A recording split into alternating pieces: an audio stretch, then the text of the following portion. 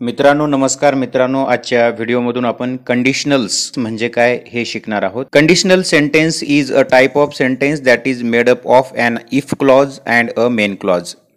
मित्रांनो, conditional sentence म्हणजे असे वाक्य की जे इफ क्लॉज म्हणजे सबऑर्डिनेट क्लॉज आणि मेन क्लॉज पासून बनलेले असते. In if clause there is a condition and the main clause will the result of that condition.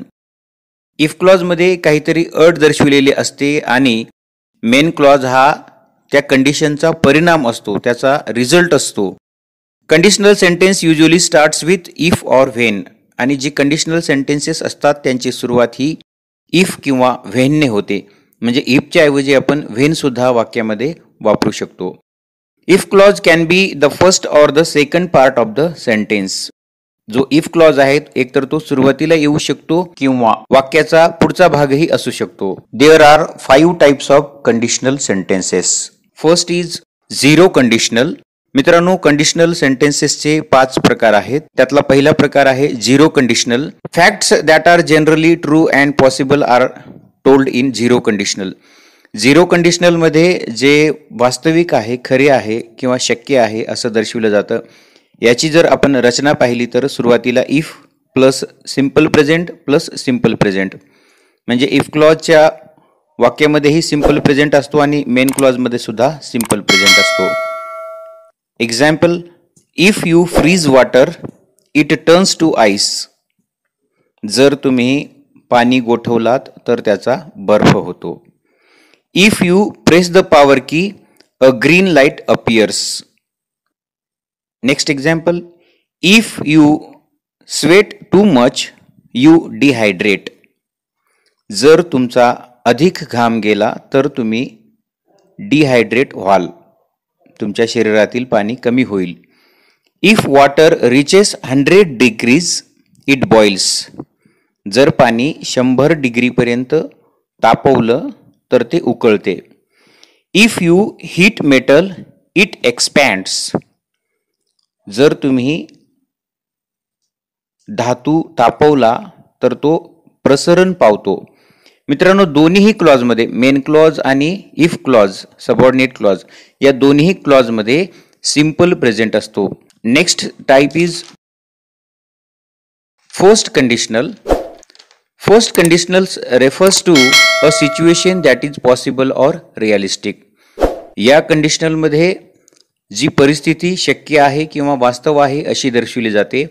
And if we study the structure of first conditional it is if plus simple present plus simple future. First कंडिशनलमध्ये if नंतर साधा वर्तमान काळ असतो आणि त्यानंतर साधा भविष्यकाळ असतो. If I go to Nanded I will buy something. जर मी नांदेडला गेलो तर काहीतरी खरेदी करेन. If I study hard I will get good marks. जर मी चांगला अभ्यास केला तर मला चांगले मार्क मिळतील. If you don't hurry you will miss the bus. जर तू घाई केली नाहीस तर तुझी बस चुकेल. If it rains you will get wet. जर पाऊस पडला तर तू भिजशील. If it doesn't rain we will go for picnic. जर पाऊस पडला नाही तर आपण सहलीला जाऊया. If you work hard you will win the prize. जर तू परिश्रम घेतलास तर तुला बक्षीस मिळेल.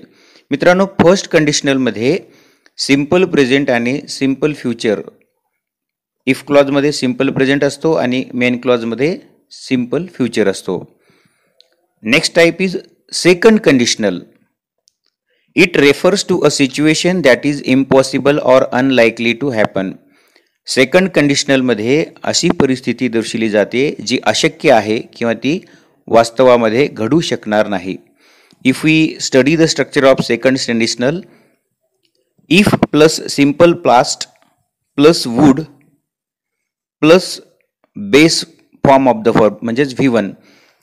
या सेकंड कंडिशनलचा जर आपण विचार केला, ह्याची रचना इफ क्लॉजमध्ये सिंपल पास्ट असतो आणि मेन क्लॉजमध्ये वुड आणि V1 अशी ही रचना असते. If I one the lottery I would buy a car. जर मी लॉटरी जिंकली तर मी कार घेईन किंवा घेतली असती. If I knew her address I would go and see her. जर मला तिचा पत्ता कळाला असता तर मी तिला जाऊन भेटलो असतो. If I come to the party they would have a lot of fun. जर मी पार्टीला आलो असतो तर त्यांनी अधिक आनंद घेतला असता. सो या वाक्यामध्ये जी सिच्युएशन आहे तर ती इम्पॉसिबल असते, म्हणजे जी घडू शकलेली नाही किंवा घडणारं नाही हे सांगताना सेकंड कंडिशनल वापरलं जातं. आणखी काही उदाहरणं आपण पाहू. If I knew the answer I would tell it to you. जर मला हे उत्तर माहीत असतं तर मी तुला सांगितलं असतं. If I had a watch I would lend it to you. जर माझ्याकडे घड्याळ असतं तर मी तुला ते दिलं असतं. If I were you I would not do this. जर मी तुझ्या जागी असतो तर मी हे केलं नसतं. म्हणजे सेकंड कंडिशनलमध्ये इम्पॉसिबल गोष्टी, ज्या शक्य नाहीत, अशक्यप्राय गोष्टी आहेत, ज्या घडू शकणार नाहीत, अशा व्यक्त केल्या जातात. Then next type is third conditional. It refers to a past situation that differs from reality. Third कंडिशनलमध्ये भूतकाळातील परिस्थिती दर्शवली जाते जी वास्तवापासून भिन्न आहे. भूतकाळातलं वास्तव वेगळं होतं, परिस्थिती वेगळी होती आणि आजचं जे वास्तव आहे तर ते वेगळं आहे असं दर्शविताना थर्ड कंडिशनलचा वापर केला जातो. ह्याची जर आपण रचना पाहिली तर ती अशी असेल. If plus past perfect plus would have plus past participle. If क्लॉजमध्ये पास्ट परफेक्ट टेन्स असतो, त्यानंतर वुड हॅव, मेन क्लॉजमध्ये वुड हॅव आणि V3चा वापर केला जातो, पास्ट पार्टिसिपलचा वापर केला जातो. जसं की if I had studied hard I would have topped in the exam. जर मी चांगला अभ्यास केला असता तर मी परीक्षेत प्रथम आलो असतो. If she had driven carefully she wouldn't have had an accident. जर तिने गाडी काळजीपूर्वक चालवली असती तर तिचा अपघात झाला नसता. If I had waited for you more I would have missed the plane. जर मी तुझी अधिक काळापर्यंत वाट पाहिली असती तर माझं विमान चुकलं असतं. If I had found her address I would have sent her an invitation. जर मला तिचा पत्ता मिळाला असता तर मी तिला निमंत्रण पाठवू शकलो असतो. If she had found your phone number she would have called you for the party. जर तिला तुझा फोन नंबर मिळाला असता तर तिने तुला पार्टीसाठी बोलवलं असतं. If you had studied hard you would have passed your exam. जर तू अभ्यास केला असता तर तू परीक्षा पास होऊ शकला असता. मित्रांनो, थर्ड कंडिशनलमध्ये पास्ट सिच्युएशन दर्शविली जाते आणि जी वास्तवापेक्षा भिन्न असते. म्हणजे जसं की if I had studied hard I would have topped in the exam. आता मी या परीक्षेमध्ये टॉप करू शकलो नाही कारण मी अभ्यासच केला नव्हता. म्हणजेच जी रियालिटी आहे तर ती पास्ट सिच्युएशनपासून भिन्न असते अशी दर्शविताना आपण थर्ड कंडिशनलचा वापर करत असतो. त्यानंतर शेवटचा प्रकार आहे मिक्स्ड कंडिशनल. यामध्ये इफ क्लॉजमध्ये सेकंड कंडिशनल आणि त्यानंतर थर्ड कंडिशनल असतं, किंवा इफ क्लॉजमध्ये थर्ड कंडिशनल असतो आणि त्यानंतर सेकंड कंडिशनल असू शकतं. ह्याची जर रचना आपण पाहिली तर ती अशी असेल. If plus simple past plus would have plus V1. आणि दुसरं स्ट्रक्चर असं असेल. If plus past perfect plus would have आणि V3. Example, if I weren't so busy I would have gone on a picnic last week. जर मी एवढा मग्न नसतो तर मी सहलीला मागील आठवड्यात गेलो असतो. If I had born in India I would speak Hindi very well. जर माझा जन्म भारतामध्ये झाला असता तर मी हिंदी चांगली बोलू शकलो असतो.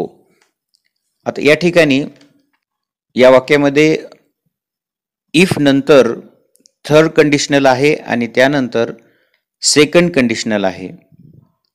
पहिल्या वाक्यामध्ये इफ नंतर सेकंड कंडिशनल होतं आणि त्यानंतर थर्ड कंडिशनल होतं. Next sentence, if I had listen to your advice I wouldn't be in the trouble. या ठिकाणी आता थर्ड कंडिशनल आहे पहिल्या क्लॉजमध्ये, इफ क्लॉजमध्ये, आणि नंतरच्या क्लॉजमध्ये सेकंड कंडिशनल आहे.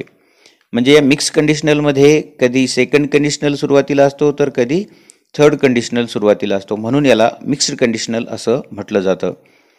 If I had listen to your advice I wouldn't be in the trouble. मी तुझा सल्ला ऐकला असता तर मी एवढा संकटात आलो नसतो.